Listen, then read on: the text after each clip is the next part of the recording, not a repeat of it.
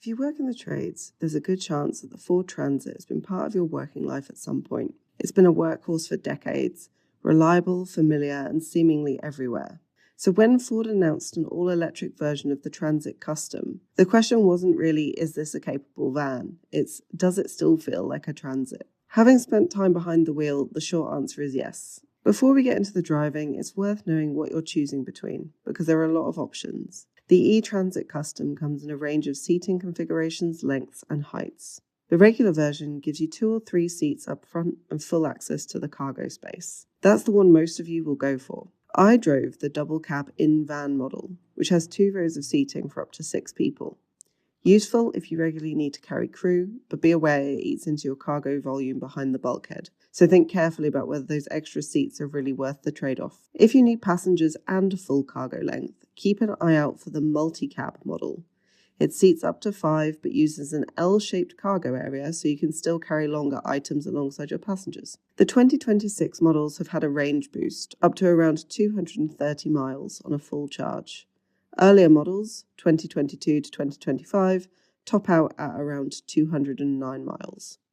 But in real mixed driving conditions, you're probably looking at 180 to 190 miles on faster roads with some payload. Load it up with a lot of kit or hitch a trailer and expect that to drop further. For most day-to-day jobs, that'll be plenty though, especially if you can charge at home or at the depot overnight. There's also an all-wheel drive version launching this year, which is good news for anyone working on rougher sites or out in rural areas. If you've driven any Transit before, you'll feel at home almost immediately. The Sync 4 infotainment works well.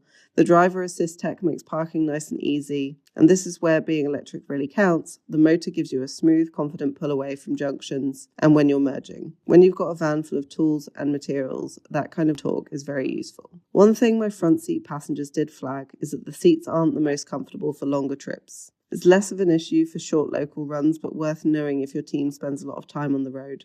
As the driver, though, I had no complaints. You can get properly set up. The seat and steering wheel are both adjustable, the floor is flat, and the gear selector sits behind the steering wheel, which frees up space for whoever's in the middle seat. The heating controls are on the central touchscreen, and I'd usually grumble about that, but they're permanently displayed on the screen and easy to reach, so there's no hunting through menus. There's also a tilting steering wheel that can double as a laptop shelf. It might sound trivial, but if you're parked up and charging and want to knock out some quotes or invoices, this is handy. Even the entry-level Trend trim is well spec'd. It's not a bare-bones base model. I drove the Limited trim, which adds heated seats and a heated steering wheel. I'd also flag Ford's Pro Power onboard option.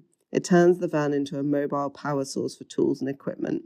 If that's relevant to your work, it's absolutely worth looking into. The particular model I drove was priced at $46,480 before options and VAT. That's more than the diesel equivalent, but running costs are likely to be significantly lower, especially if you're charging at home overnight. The e-Transit Custom doesn't try to reinvent the wheel, and it doesn't need to. It takes everything that already works about the Transit and makes it electric.